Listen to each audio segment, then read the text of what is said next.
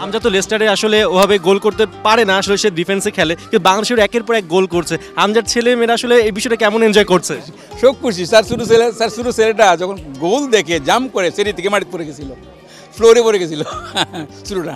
বাংলাদেশের মানুষ আসলে হামজাকে খুব ভালোবেসে ফেলেছে, আর সেই ভালোবাসার জন্য বিভিন্ন কমার্শিয়াল প্রতিষ্ঠানগুলো তারা কিন্তু হামজার দিকে ছুটে আসছে, একের পর এক সাইনিং হচ্ছে। এই বিষয়টা আসলে কেমন লাগে যখন দেখেন হামজার এত স্পন্সর? খুবই ভালো লাগে, খুবই ভালো লাগে।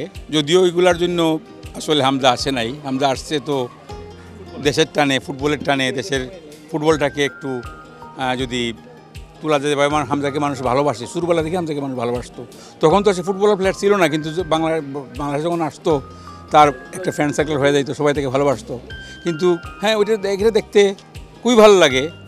এখন যারা আসতেছে তার কাছে আসে যে খুবই ভালো লাগে। হামজা এরকম বাইসাইকেল একটা গোল ছিল, সেই গোলটা আসলে কেমন লেগেছে? খুবই ভালো লাগছিল, খুবই ভালো লাগছে। এটা আমি কল্পনাই করতে পারি নাই যখন দেখতেছিলাম। আমি তো টিভিতে দেখছি, আমি বুঝিই নাই যেটাকে যে একটা বাইসাইকেল গোল করবে। এটা আমি না, যারা এখানে ছিল, কমেন্টেটর যারা ছিল, তারাও বলছে, যারাও চিন্তা করতে পারে না এরকম কিছু একটা হইতেছে।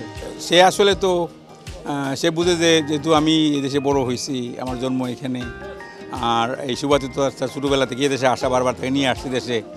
সে জানে যে আমি বা তার মা খুব খুশি হব যদি সে বাংলাদেশের জন্য খেলতে পারে, খেলে আমরা খুব খুশি হব। এবং এটা তার জন্য খুবই গর্বের, এবং আমরা অত্যন্ত খুশি হই যখন সে বাংলাদেশে আসে।